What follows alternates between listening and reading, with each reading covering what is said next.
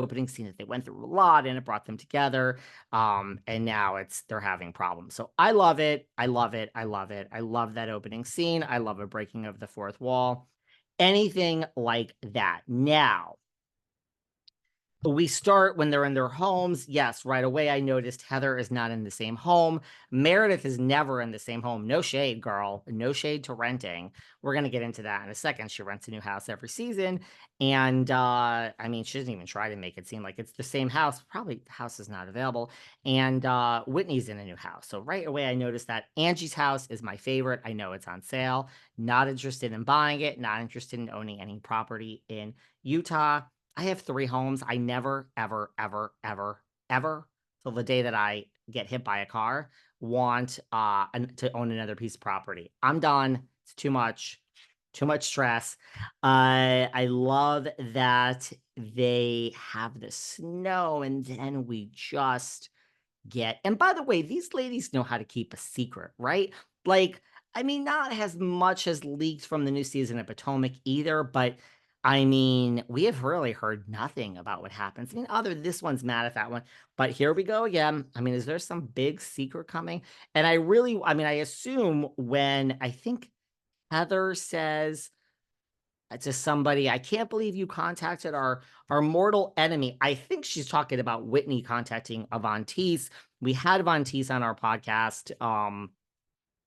And go and listen to that. We had her on our podcast, and it was very she's still good with Whitney, so I imagine that that's what Heather is talking about. So Vantice might be a part of this season. I am really, really the sum of the whole is greater than its parts. I moved on from Bethany quick. I've moved on from Vanderpump quick.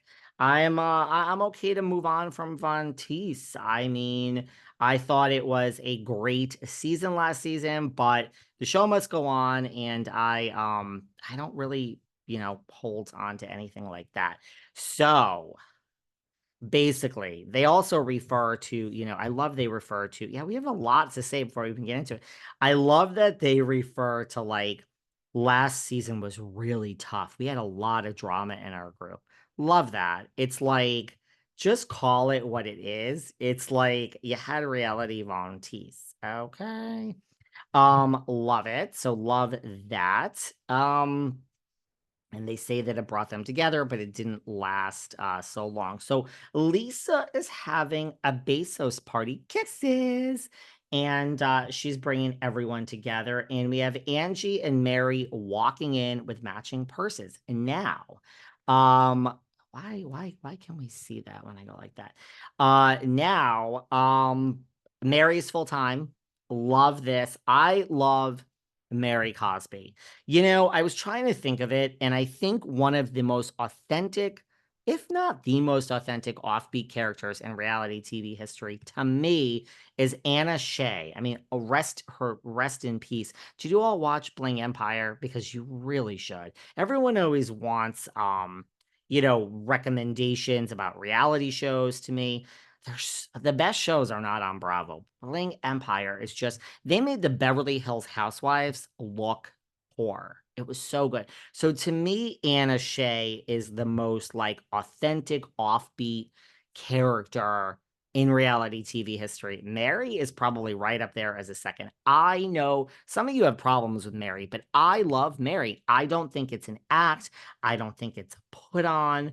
I really believe that Mary is Mary. Yeah, she has some great one-liners. They all do, but I really feel Mary's authentic. So the fact that she is now full-time, look, I think she got a speaking to of like, girl, either you're in or you're out.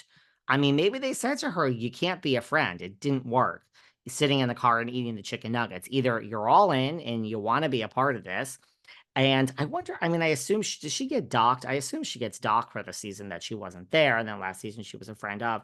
I assume she makes less than the others, but maybe not. She might have negotiated. This is the 5th season, guys, so we're in like the 400s, maybe 500, but we're in like the 400s. So we see Whitney and Heather getting a new house. Well, girls, you're making 400 grand a year. Mind you, be careful. That $400,000, $50,000 a year. It's a ton of money. I get it, but future isn't always so certain on these shows. Like, save your money.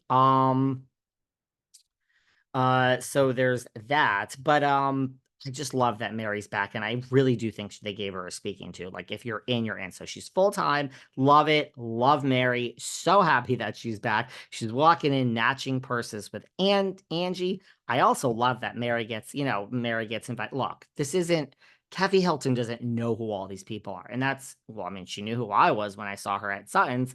Maybe she does, but I really think, look, Kathy has a staff and they go down and they tell her what housewives to bring. But I love that Mary brought Angie to Kathy Hilton's party. I remember the pictures. Love that Angie wasn't invited. Love that it's like these are the important housewives. These are the non-important ones. But Angie, man, girl, she don't, I mean, honey, I'm not. There's no shade here. If I got invited to Kathy Hilton's Christmas party and I was in New York City or the Hamptons, I would book my flight to LA, get my apartment ready, and I would be there. You don't say no to Kathy Hilton. Period. The end. Again, that night when we were at Sutton's, Miss Hilton just sat on that chair and held court. And I mean, that is a compliment. She had like 5 staffers there, very spread out, very subtle, not obnoxious. That Dubrow, that Heather Dubrow. I mean, oh, Heather, just don't be subtle about it. She made a beeline for that Kathy Hilton. I mean, Kathy is a fucking queen. You are a queen, Kathy Hilton. Um, there's that, but I love that Mary brought Angie. I'm really lost in the weeds, aren't I?